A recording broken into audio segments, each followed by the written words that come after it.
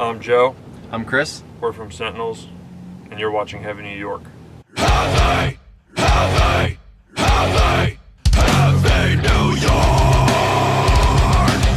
What's up, everybody? It's Alex from Heavy New York. We are in the van outside of Kingsland, and we are here with Sentinels. Thank you guys so much for your time today. Hey, man, thank you for having us. Of course, man. Yeah. Anytime. Of course. It's so awesome to have you here. You have your new album, Unsound Recollections, out, which came out in February of 2019. Do you guys just want to give like a rundown on how the making of this record was and how the record cycle thus far has been? Who wants to go first? As far as how the process went, basically it was a bit different from the past records that we've done.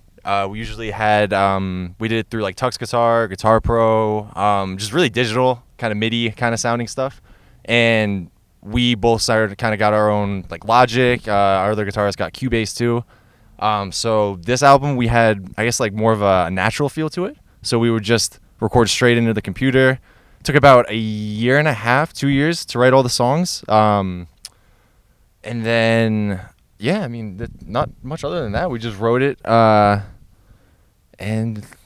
yeah. Yeah, there you go. We just wrote it. Yeah, no, it's weird to describe because it was so long ago too. Yeah. So we wrote it and we were just in the studio. Exactly. Like, Yeah, that was pretty much. It was like it was written and we were just in the studio. Yeah. And it was really fast. Because we were like set on doing a strong 6 or 7 song EP because we were still local at the time. But about January of the year that we went into the studio, we got picked up by management and a couple of record labels thrown around. So we had probably like 90% of it done. And they asked us, they're like, "Are you good to go in the studio in March?" And this was January, and we were just like, "Yeah, we can definitely do that." You mentioned that you worked on this for like quite a period of time, like 3 years. So did the songs like change a lot over time, or is like what we're hearing on the album like the first like almost like initial take of it? If you heard the first kind of mix of, or the first rough draft of any of the pre-pro of the album, it is completely different. 100%. As far as structure goes, how the riffs were, what riffs were in there, like I think a big part of the change too is when we went into the studio and got an actual producer on board, Randy LaBeouf, and Aaron Chaparian too. So we had kind of our final, what we thought was final with the songs, brought it into the studio, and they kind of helped us chop it up, kind of make things flow a little better, and make it more of like a cohesive kind of song instead of just riff after riff after riff. Yeah. Well, I've noticed that like on this album, like every song kind of in a way, like I feel like it's still Sentinels, but things do kind of play by their own rules. Like a song like Hollow, I thought was different from a song like Deja Vu, which is different from a song like Neurosis in a way. Was there a preconceived idea on how you wanted this record to sound like, or was there like a lot of experimentation? I feel like we really like experimentation. I feel like a lot of us, every person in the band has their own kind of individualistic kind of like type of music that they listen to. For instance, like I listen to, as heavy as we are, I think me, our bassist, and especially him, we kind of listen to like rap, kind of softer stuff, less metal, I feel, but we obviously keep up with what we can in the metal scene. We love it all, obviously, love all the music, so I think that plays a big part in kind of how everything came out. We didn't plan on having it sound a certain way, I guess. Like we didn't go into it and writing it and being like, oh, we should sound like this band and this band and this band combined into one. Which I feel like we've done in the past a little bit, but this was more of like I don't know, like I said before, kind of like a natural process almost. Well, you toured with like a variety of different bands on this record cycle alone. Like I saw you guys with Bleeding Through. I know that you did the tour with Within Destruction. So I think in the end, like your sound could appeal to multiple audiences. Yeah, totally. We've done a lot more like metal tours this year and like more like deathcore, I guess, tours you want to say. And I mean, I think they've gone over well. I think our sound kind of goes over well with everybody else on those tours, and it's helping us too, like writing, you're on tour with even better musicians or better vocalists, and it kind of inspires us now for like the stuff we're writing and how we want to keep going with our sound and kind of where we fit amongst everything. So it's been fun so far. I think that was probably the only thing when we were writing it, was that we didn't want to have like particular boundary that we could do. Yeah. We definitely wanted, like I said, experimentation. We always love to do that. So if we put something one after the other, riff after riff, and we just tried different types of styles for like riff per riff, we kind of just feel it out, and we're just kind of go from there. And we're like, if it fits, it fits. If it doesn't, it doesn't. But we don't really like to have a crazy restriction on the type of music that we play, I feel. Interesting. One question I have specifically for you, Joe, is being a vocalist, do you need to hear music in order to come up with lyrics, or is there ever a time where maybe an idea, a lyrical concept could help maybe determine the music itself? I usually hear the music first and then write, because I don't know. I don't write words first, I guess. I write like patterns first and then words second. I don't know. It always works easier for me that way. So I like to hear the song basically with guitar and drums and a click track on it, and I go from there. Basically, it's words always come like super last minute for me. I've done it forever where it's just like I'll figure out a pattern and like like syllable placement mostly, or how I'm gonna break up something, and then kind of fill in the blanks after that. It's easiest for me like that. Everyone's different, but Do you like to leave the lyrics open to interpretation, or is there maybe like a certain idea where you kind of want the audience to see things from your point of view? I leave them open for what anything for interpretation. Like however you want to put it. I think the lyrics I write and what our songs are about are pretty. I don't think there's really anything like metaphorically hidden in the songs. I feel like everything's pretty much just straight to the point. So I feel like it's easier for people to understand what we're talking about that way if, we're just straight to the point with everything we write, and, and I don't try to, hide too much, I guess. Now, being a guitar player in a way, do you like have like a musical theory background? Because I love the riff style, the soloing, and all that incorporated in there. Do you like have to follow like off of a certain scale or key or chord progression or anything like that, or is like the guitar work and the instrumentation like rather improvised? Definitely not improvised, and we definitely don't know any music theory. We know little things like time signatures, little small things that we can grasp a little easier, but we don't know. We don't have an ear for scales or anything like that. I know I started playing around 5th grade, and I took lessons for about a year and a half, and then ever since that, I kind of just did my own thing. Kind of realized what my guitar teacher was teaching me was stuff I can kind of do on my own, or I felt motivated enough that I could have done it on my own. So I think that not having anyone to push music theory on me is kind of what made me not really dive into it even more than after I stopped. But and then improvise, I can't really improvise. I've been working on it, but as far as improvising stuff, I haven't really done anything that crazy. I don't have an ear for that either, and neither does our other guitarist. So I feel like how our writing process would be anything could come to mind. I could be driving on the way to work or something, and then I come up with a riff in my head, put it in my phone in a voice memo, like mouth it out, and kind of put drums in after. But sometimes I can think of, a drum riff or something like that based off drums, and then I put guitar afterwards. So I feel the way we write, it's kind of just whatever comes to mind and how we plug it into the computer and everything. One thing I've noticed is, as somebody who has seen you live countless times before, but when I saw you on the Bleeding Through tour that you did this summer, that was just, I loved the way you interact with the crowd and get the crowd moving, and I feel like you guys have really mastered the art of like crowd interaction and stage presence as you do with your music. So when it comes to like playing live versus like in a practice space or in a studio, is there a different energy or a completely different mind frame, or is there maybe like a similar method behind the madness? I always have trouble like in the studio or when we practice, like with my voice, as opposed to like the other day we practiced and we ran through the set like normally.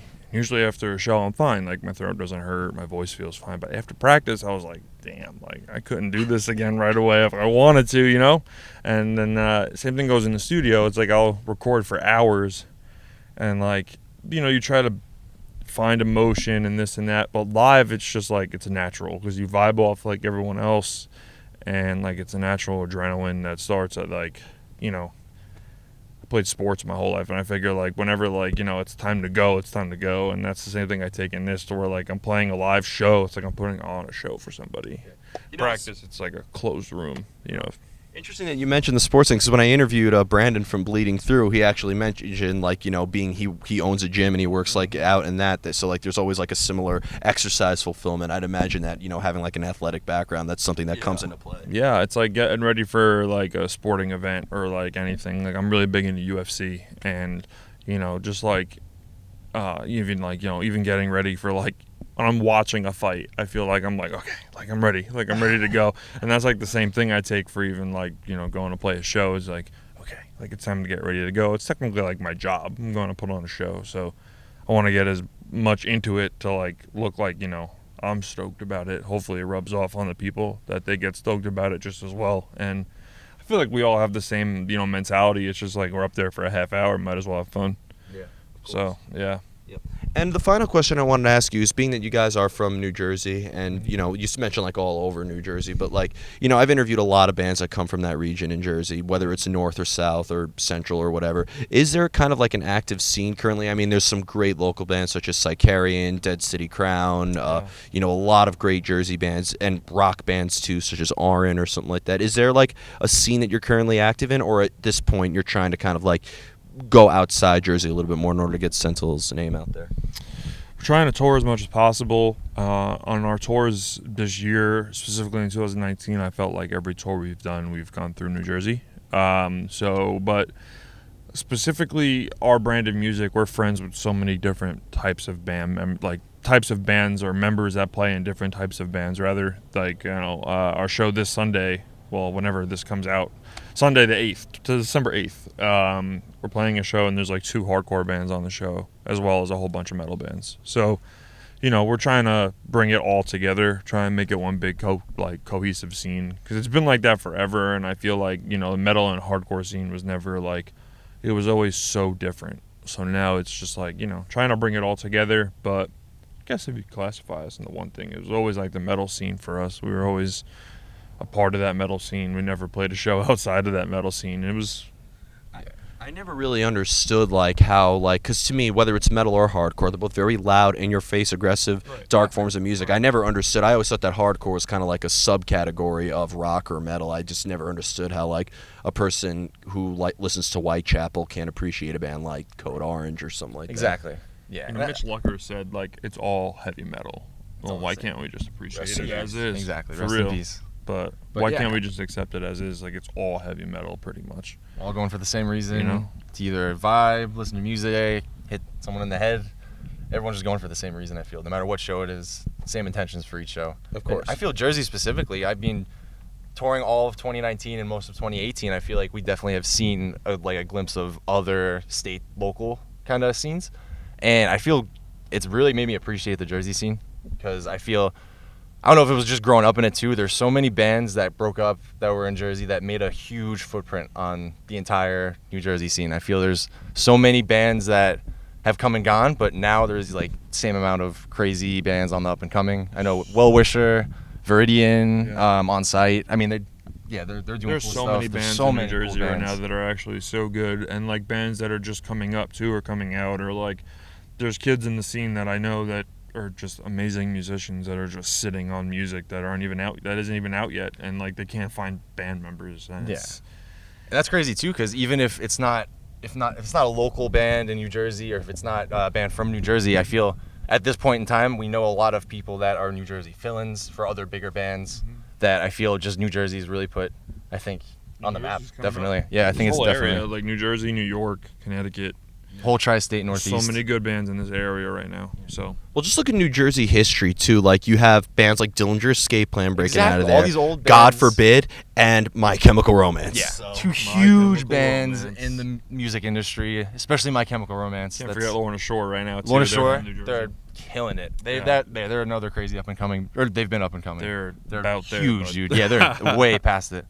They're They've awesome. been killing it. They're probably like the biggest thing right now besides in Dillinger, Jersey. obviously. Yeah. God forbid too. It's funny. I Lorna's- saw them back in the day in New Jersey. It was like, it was crazy. I saw them at the main stage in Pompton Lakes. I envy the fucking hell out of you. Dude, it was back in the day. I must have been in high school, like 2007, I think. Wow. It was old, man. Chance of Humanity. That song was the shit. I graduated high school a year before they broke up. So. Oh man. Okay, I graduated 2008. Okay. Yeah, old guys. I entered high school in 2008. So there you Oh, go. good for you, man.